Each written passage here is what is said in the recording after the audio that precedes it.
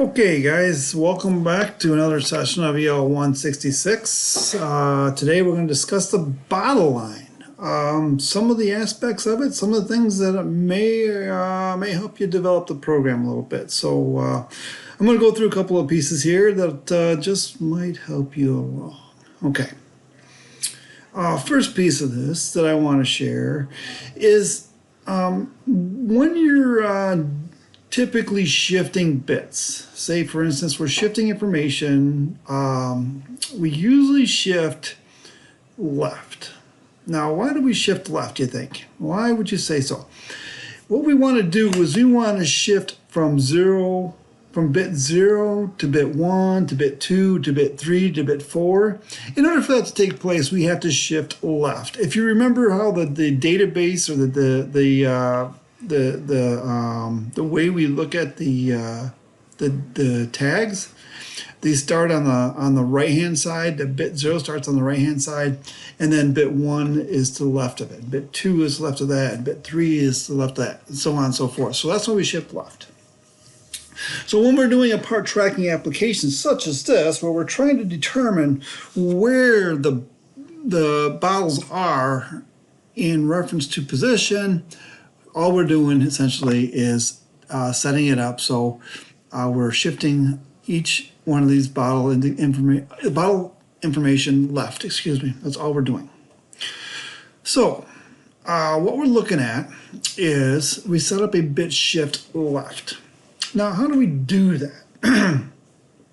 Essentially, what we want to do is we want to run this motor forward until what? We see the next bottle take place. So every time we see a bottle come into play, what I do is just stop the conveyor. So when I see essentially when this sensor turns on, I stop the conveyor. Now, what I ended up doing, I'll throw one of the big hints out there, is that every time I see the input turn on, I triggered an off delay timer. So that off delay indicates is going to determine how long that bottle is in that position. What that does is allows me to change the speed of my scan without really damaging the bottles. I have, if you get some of the, if you really, how do I put this? If you really try to get it so it'll operate at pretty much any speed, that worked pretty well for me. It's just doing an off delay every time this input comes on. This is the input that indicates that the new bottle is in place, or a bottle is in place. So that is this is the point we have to figure everything out from. Now, the next piece that I really want to make sure you understand is that we got a couple different conditions we have to be aware of. We have to be aware of what? When a short bottle or tall bottle, that's what this input here is for. And we have to understand that when we have a broken bottle or a non-broken bottle, because we don't want to be filling broken bottles, because we're going to be spilling our product all over the floor. So, looks like I'm overfilling this box as it is now. I might have to change the level of that box because it's overfilling. You can see some debris spraying, so obviously I'm not perfect by any means either. I got some work to do myself. But anyways, focusing on what we've got going on here. So what I have to do is I have to monitor from this location here, basically. I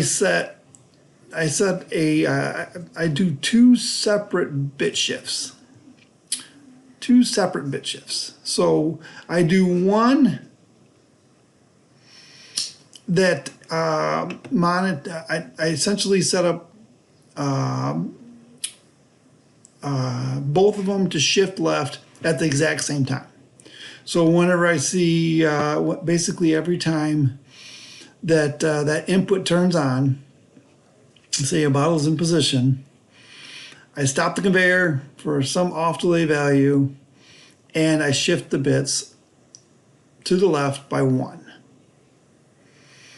Using a one shot and all that sort of business, so it only shifts 1 every time the conveyor stops. So what that does for me is it's shifting the information every time that this thing shifts.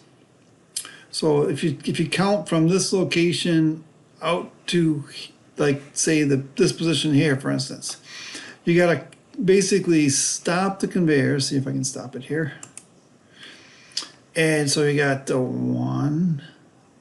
So essentially 0, 1, 2, 3, 4, 5, 6, 7, 8, 9, 10, 11, 12, 13, 14, 15, 16, 17, 18, 19, 20, 21, 22, 23, 24, and I think I went to 25. So I went to 25, okay, so I counted from this location to here, 25 locations. So that's 25 bit locations I have to monitor. Now, we know that there's what, 16 bits in our word here for this application. So if I put a value of 25 in there, what's it gonna do? It's gonna go into the next word. Not a problem, the software can handle that. So we just have to make sure that we're using the proper registers and whatnot. So the N7s and the N, that type of thing. So we're monitoring that for a file. We're using the N7. In my case, I used N7:1. And I skipped N7:2 because why? Because it's going to exceed 16, so it's going to be N7:1. It's going to extend into N7:2. And then so I picked N7:3. So I'm using N7:1 and 2 for my first bit shift left. And I'm using N7:3 and 4 for my second bit shift left. Now, why do I need 2 different bits to monitor this program? Because one is going to indicate tall and short, and the other is going to indicate broken or not broken. And that's really the basis of it all. So what I would do if I was you guys, I would set up the bit shift lefts. First, I would start get that conveyor to start and stop it every time it sees a new product here. And then what I would do is count 1. So remember, it's 0, always starting at 0. So you got to count include the 0. So you got 0, 1, 2. So whether this bit is on or off depends on whether it's going to be tall or short. So so you got to make the decision. Do you want a tall bottle to put a 1 in that location, or do you want a short bottle to put a 1 in that location? All up to you. However you want to do it. That's either way is fine by me. And then you got to remember, for the other word, you got 0, 1, 2, 3, 4.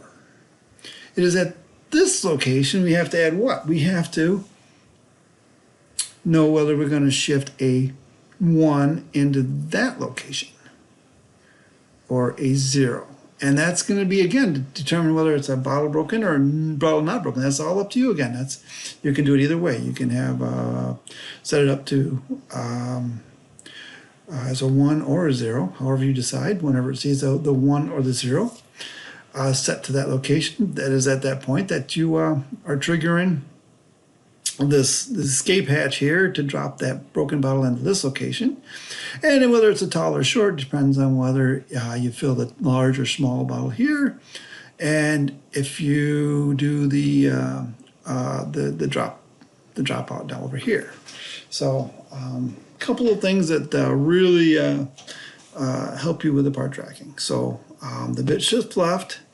The way I got it set up currently is that every time I see this input here turn on, I basically say stop the motor, and for some off delay amount of time, and then I say a bit in position or bottle in position basically for a 1 shot, and I trigger that bit shift left to take place in 2 separate words.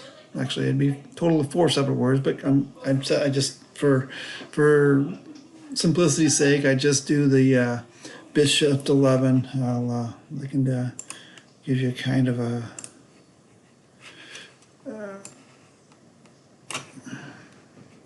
I'll bring this into the window here so you can see what I got. So this is basically what I'm just doing an file. Like I said, I got an N7 here. because I'm using 25 bits, that means it's going to exceed the capability of N7:1. So N7:1 goes 0 to 16, 0 to 15, excuse me.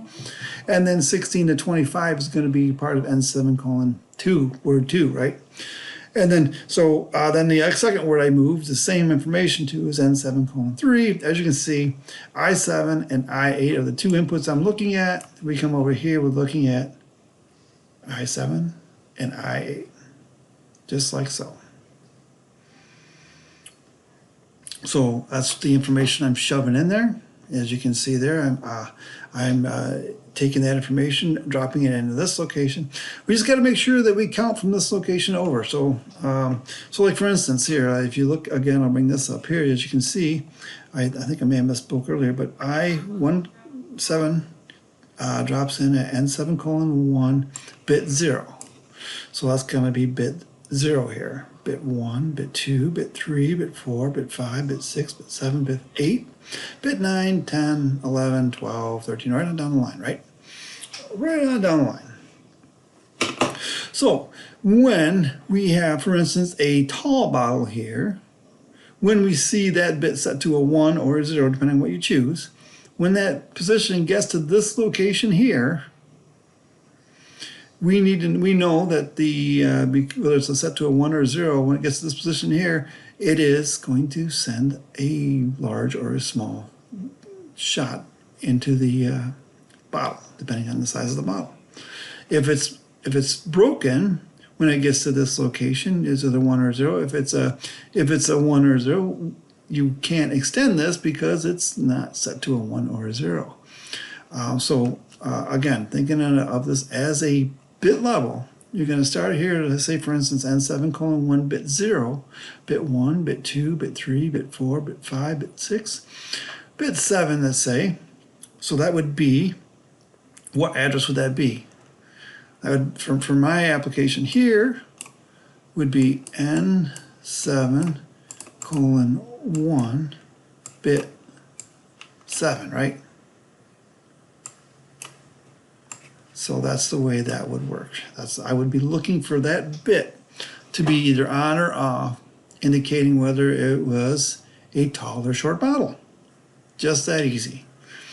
And then from here, I would go 0, 1, 2, 3, 4, 5, for instance. And so I would have what? An N7:3,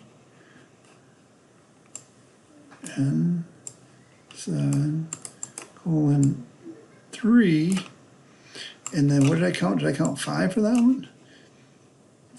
0, 1, 2, 3, 4, 5. So that would be N7:3/5. And so that would tell me whether it was, if that was on, say for instance it was on, I'd say it was a good bottle.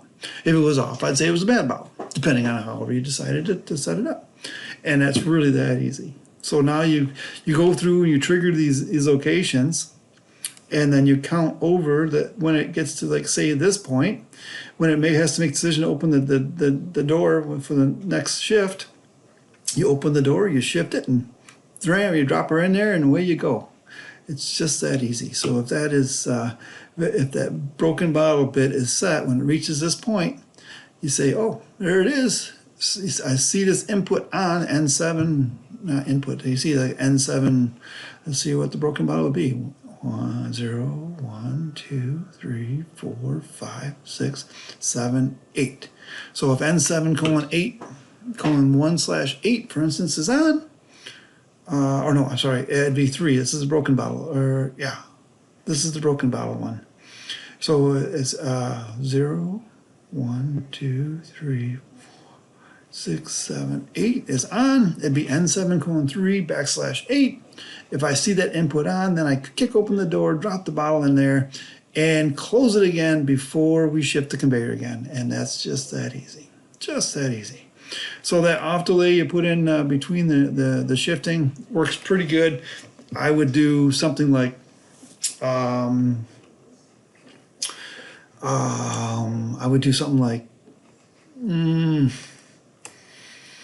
would start out with something probably like maybe a second, then keep reducing it down till you get it hammered down, because it is a little tricky. You got to make sure that everything takes place is at a home position. This guy's retracted. This guy's retracted. All this stuff is either closed or open to get the bottle in the right place, and before you shift again. So it happens pretty fast. So making sure you got the start and stop and the run light working. I didn't require any counts or anything like that, because you can see I've got all that working in here, but I didn't require that in the lab. So all I'm looking for is operational. If you want, you can play with this stuff. You can even enter the number of batches you want to be able to run. It's kind of like the batch file we ran. It uses the same principles as BCD. You're welcome to incorporate that. It does look pretty cool when it's all working together. So I can't think of any other real big challenges. The container size for empties is not infinite. Obviously, you can see because I overrun it every once in a while. So you have to take a combination of the large and the small. So if you really wanted to, you could actually add up the number of large bottles versus the number of small bottles, come up with a ratio between the total number of large and small bottles you could possibly have in there. I don't require all that. You can fill the box half full, you could fill it quarter full, or you could every time you drop a broken bottle, you could shove it in a new box. As you can see, we have an infinite number of boxes here.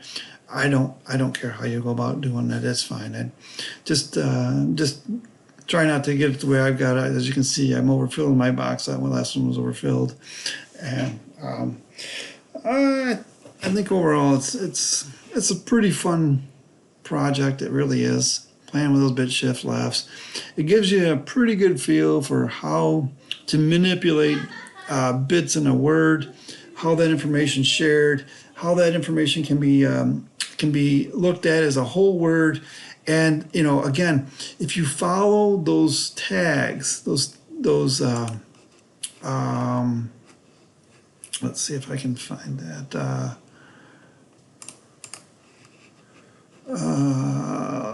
Let's see here. I'm going to just go right to the N7s here.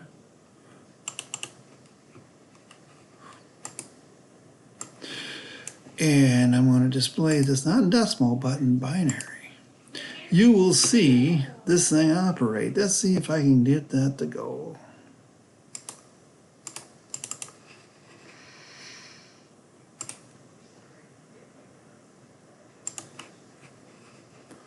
I don't know if I can do that. There we go, bottom line. Start the bottom line again. Oh, I'm not in run mode.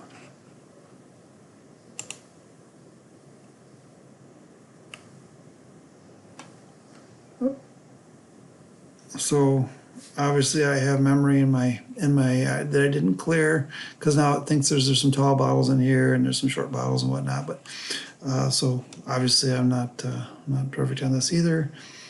Let's go back to this guy. So as you can see here, you're watching these bits come floating through here. So I'm shifting them left. Remember, N7:1 and N7:3 is the locations that I'm dropping them in.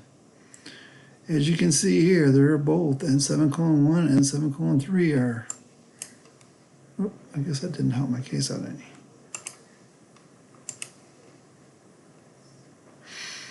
It's shifting them in and out. Now I don't think I can show both this and the way the bottles are going through, but as you can see, the N7:1 is the I7 for me, and the N7:3 is the I8. So I17 is the N7:1 is the short tall bottles, and N7:3 is the broken bottles. As we can see here, we shouldn't have very many broken bottles. If I flip back to the simulation, let's see, we shouldn't see very many broken bottles in there, and we don't. You see 1, 2, 3 broken bottles. And they drop right in, and they hit when that value hits here, it drops right out. So when I gotta open up that door, you'll see this input come on saying that that there's a broken bottle there, and it releases it or sees it off. I don't remember how I set that up, but that's the premise behind it all. So you guys have a lot of fun with this. This is really a fun project. I think it's fun to show off. I actually illustrate this one quite often at the open house and stuff when we have the students come in and see what it is we learned in our one of our programs. And this is kind of like the highlight of 166 for us. This is a pretty cool little application for us to program. So get a chance, play around with it. If you have any questions, we're going to have a discussion on this on Tuesday. So reviewing the lecture, review this in lecture a little bit. So help you get through it. Okay, we'll be talking to you soon, and have a wonderful day.